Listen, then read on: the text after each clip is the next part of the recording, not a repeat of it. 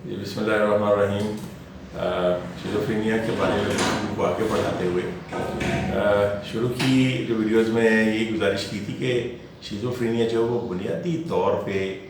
Thought ڈس order ہے، یعنی کہ خیالات جو ہیں ان کا ڈس آرڈر ہے، خیالات کا بے ترتیب ہو جانا ہے. خیالات کی آپ کہیں کہ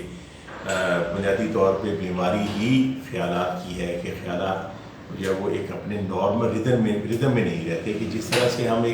ہمارے ذہن میں خیال آتا ہے، اس خیال کے بارے میں اور باتیں ہم جو ذہنی باتیں ہوتی ہیں وہ ہم سوچتے ہیں اور ان کو سوچنے کے ساتھ اس خیال کو آگے بڑھاتے ہیں، اور اس خیال میں جو ہمیں بات بتائی جاتی ہے اس میں جو چیز پیچھے تھیم ہوتی ہے، اس کا جو مقصد ہوتا ہے اسے ہم صحیح طور پہ انڈرسٹینڈ کرتے ہیں اور پھر اس کے بارے میں بات کرتے ہیں. اسی طرح سے جو ہمارے ذہن میں اپنے خیالات جو سوال پیدا ہو رہے ہوتے ہیں، وہ اگر ان کے صحیح طور پہ ہمیں مناسب طریقے پر جواب مل جائے اور ہمیں یہ سمجھ آ جائے کہ یہ جو بات ہے یہ کیوں ہے، تو پھر انسان کے جو تھاٹس ہیں وہ ایک روانی کے ساتھ چلتے رہتے ہیں، ایک نارمل طریقے سے چلتے رہتے ہیں. مثلا جیسے ینگ ایج میں جو ایڈولسنس ہے، ٹین ایجز جسے ہم کہتے ہیں، یعنی بچہ جب بلوغت میں آ جاتا ہے اور اس کے بعد اس کی سوچ ڈیولپ ہونا شروع ہوتی ہے. یہ وہ سال ہیں جو 13 سے لے کے، اور کئی بچوں میں 12 سے، ورنہ 13 14 سے لے کے پھر آگے 21 سال تک یہ سلسلہ چلتا ہے. تو اگر اس میں جو ذہن میں چیزیں آ رہی ہوتی ہیں کہ بھی یہ ایسا کیوں ہے، ایسا کب ہوگا، ایسا کیسے ہو گیا، کہاں پہ ہو گیا، وائی، وین، ویئر، ہاؤ، یہ سوال جو پیدا ہو رہے ہوتے ہیں نوجوان کے ذہن میں، جب ان کے ایک مناسب جواب ملتے چلے جاتے ہیں، کیونکہ یہ ایک ایج ایسی ہوتی ہے جہاں نوجوان جو ہے وہ ایبسٹریکٹ چیزوں کے بارے میں سوچتا ہے، یعنی وہ چیزیں جو ہم دیکھ نہیں سکتے، ہماری حس میں نہیں آ سکتی کہ وہ کیا ہیں. وہی چیزیں کون سی انسان کی ہماری زندگی میں محبت، نفرت، سچائی، جھوٹ، بدعنوانی، ٹھیک ہے، غیبت. اب یہ چیزیں وہ ہوتی ہیں جو نظر نہیں آتی ہیں. دوستی، پیار، رشتے، ان چیزوں کو، قانون، جو عقیدے، وہ ان چیزوں کے بارے میں نوجوان سوچ رہا ہوتا ہے اور اپنے خود اپنے خیالات اس کے بن رہے ہوتے ہیں، جنہیں ہم کہتے ہیں کہ پرسنل کانسٹرکٹس ہو رہے ہوتے ہیں. تو وہ سوچتا ہے کہ یہ عقائد صحیح ہیں، یہ قانون صحیح ہے، یہ سوچ صحیح ہے، یہ کلچر جو ہے یہ صحیح ہے جس کے اوپر ہمیں چلنا ہے. تو یہ ساری چیزیں اس کے ذہن میں آ رہی ہوتی ہیں. ساتھ ساتھ وہ زندگی میں آگے بڑھ رہا ہوتا ہے کہ وہ ایک زندگی کسی ٹریک پہ آنا چاہتا ہے. اسے کوشش ہو رہی ہے، ہمارے جیسے تعلیمی نظام ہے اسے ٹریک پہ لایا جا رہا ہوتا ہے کہ وہ کسی ایک شعبے کی طرف آ جائے گا، علم کی کسی ایک جو برانچ کی طرف، علم کی کسی ایک شاخ کو اپنا لے گا اور اس کی طرف آگے بڑھے گا.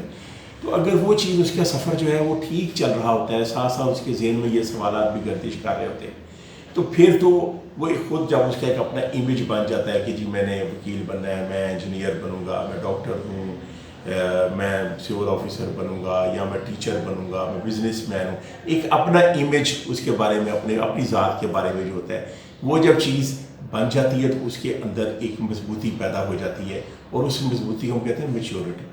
کہ وہ انسان اس چیز کو اپنے سمجھ جاتا ہے کہ معاشرہ کیا ہے اور معاشرے میں میرا مقام کیا ہے، where do I stand and what all I have need to do, اور مجھے لوگوں کے ساتھ کس طرح سے انٹریکشن کرنا ہے. جب یہ چیزیں سموتھ ہوتی ہیں تو بچہ اس کرائسس میں گئے بغیر آگے گزر جاتا ہے.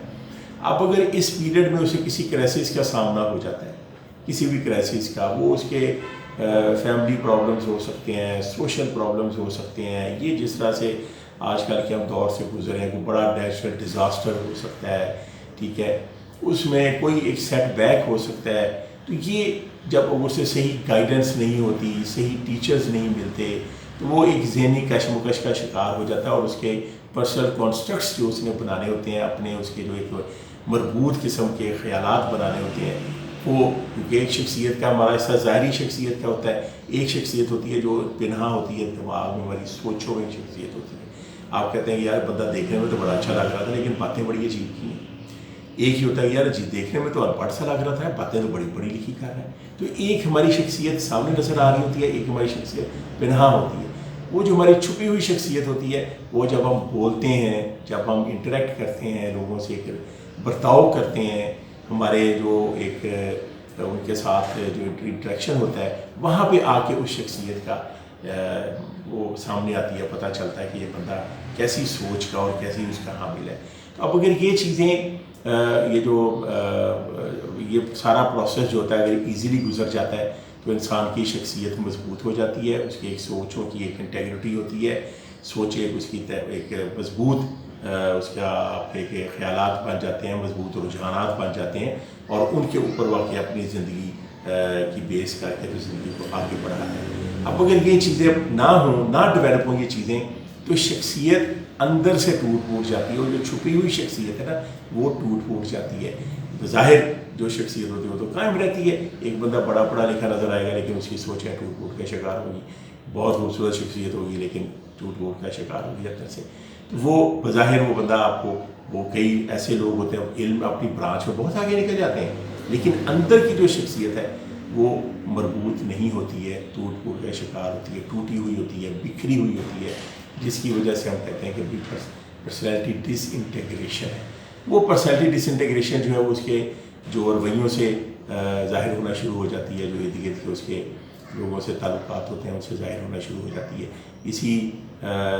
گفتگو کو اگلی ویڈیو میں ہم جاری رکھیں گے.